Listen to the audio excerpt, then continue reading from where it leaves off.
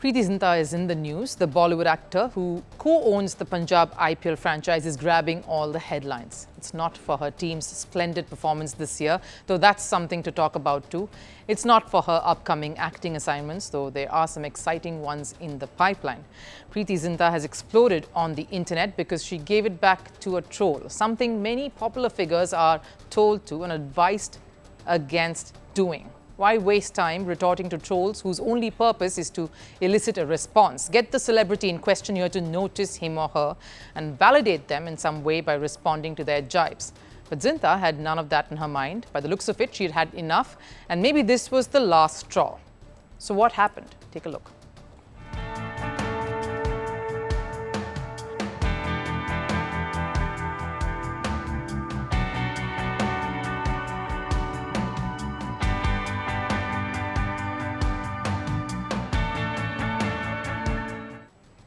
A troll who clearly has very little knowledge of the game itself remarked that the reason why Glenn Maxwell's form took a hit is because he did not hook up with Preity Zinta.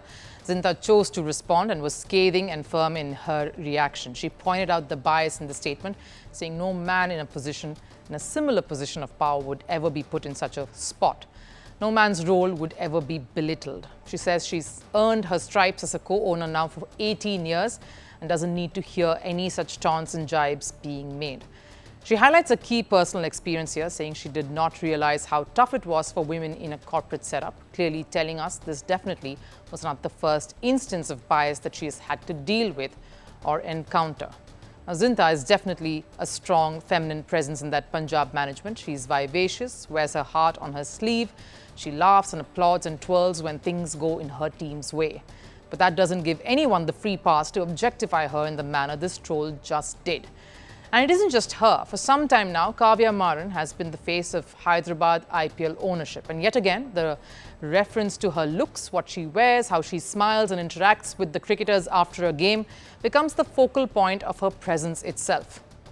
Sure, she may not have the kind of cricket acumen to match those of the experts in the franchise, but there are people hired to take care of just that. She's never made that as part of her portfolio. She's a team owner. She has other larger responsibilities to take care of.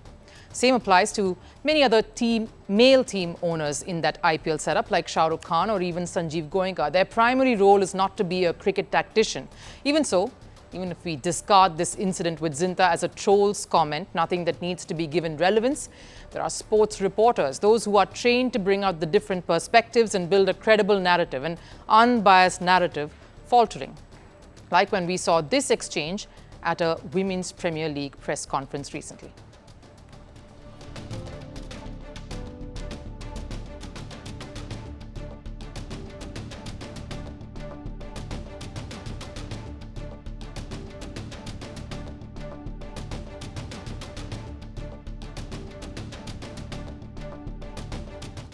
This was just some months ago. Smriti Mandhana was attending one of her first press conferences as the captain of the WPL defending champions Bengaluru, something they haven't achieved in IPL yet. And the reporter asks her how great she feels that she shares her jersey number with that of one of her male counterparts for the same franchise, Virat Kohli. She refused to answer that question, and kudos to her for that.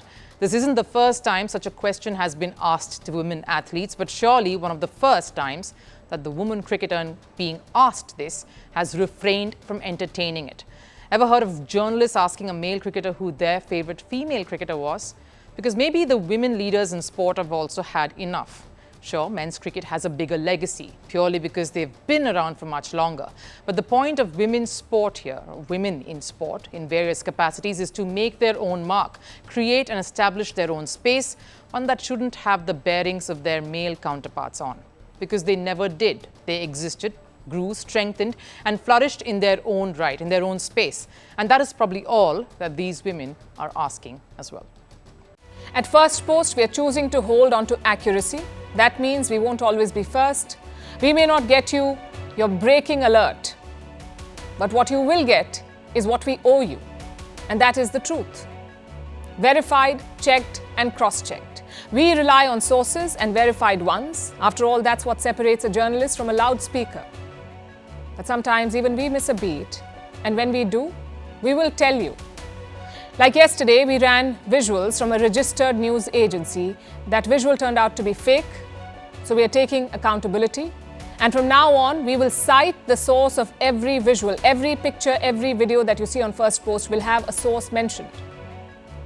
That is our commitment to you. We will wait, we will verify, we will ask again, and only then will we tell you. No noise, no panic, just the facts. Because right now, that is what the country needs most.